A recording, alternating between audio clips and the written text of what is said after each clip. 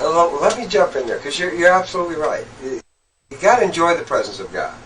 Okay, you really do. Though you got to realize that you're looking. Okay, if you're a Christian, okay, you're looking at eternity, right? Okay, and what are you going to be doing for eternity?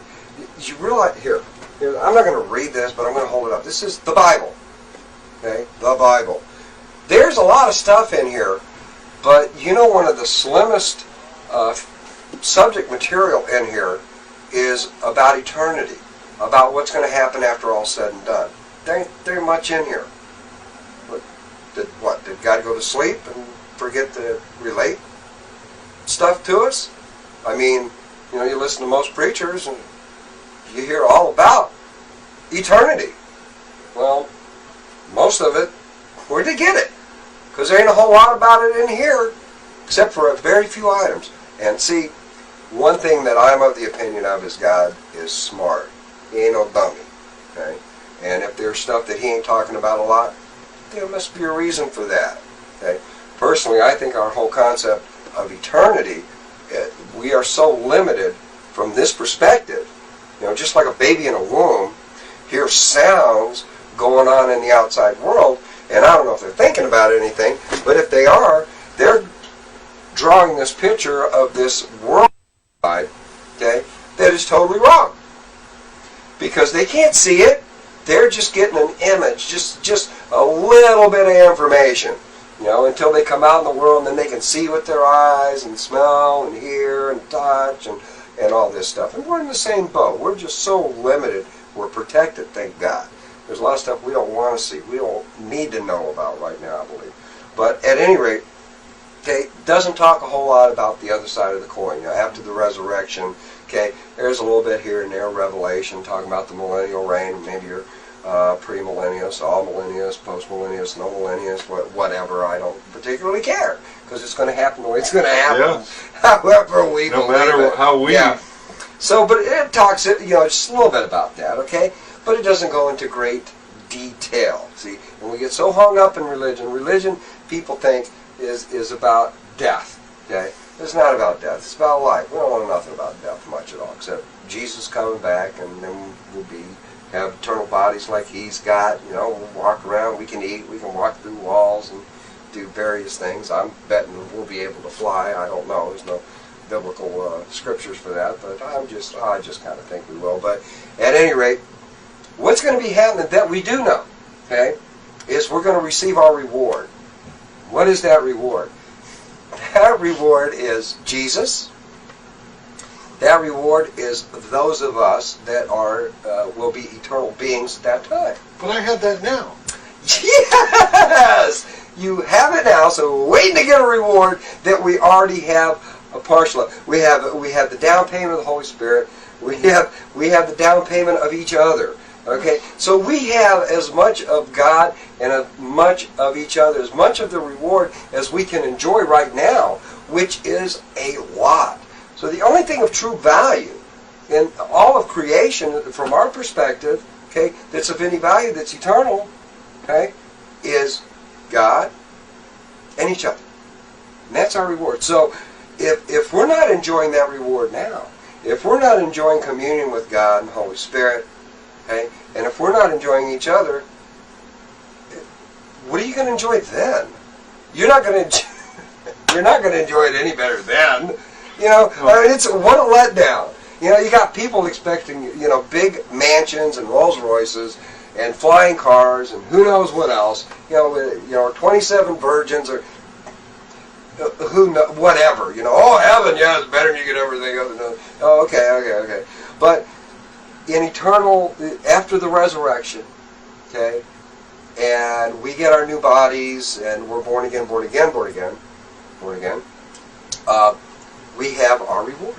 We have Jesus, we have each other. And we have that now. You are absolutely 100% correct. So in other words, we're basically in eternity right now. Yes, sir. Because we're in the now. You're in the now.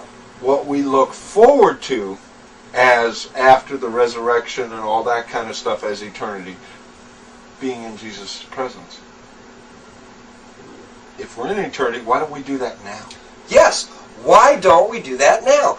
And why don't we zoom in on that instead of zooming in on heaven and hell and whatever your theology leads you to believe about whatever? Okay. Why are we so concerned about when we get to Chicago when we're not even there yet? Okay. It's now. It's the now. God is a God of now. Jesus said, don't worry about tomorrow. Screwed up enough. Well, he said today has enough, the evil unto itself to deal with. So deal with today. Does that mean you can't plan? Sure, you can plan. Plan your vacation. Plan your retirement. All this, that, and the other. But don't be living over there. Live here. Live now. Rough. And it takes practice. And you got to deal with that. And God's got to help you do it. He knows how to do it. You don't. Okay? But He knows how to do it. So you got to spend time with God. You got to spend time in the Word. You got to spend time in the Bible. Okay? God in His wisdom says, well, here's a Bible. Look, I've inspired people to write certain things. Okay? And they're for you. They're for you for now, not for later. Not for after the resurrection or in heaven, if you will. Okay? This isn't for then. This is for now. Okay? This is important stuff. Okay? But it's important from the perspective of now. Okay? Get right with God now. Jesus said, be perfect as your Father in heaven is perfect. So be perfect.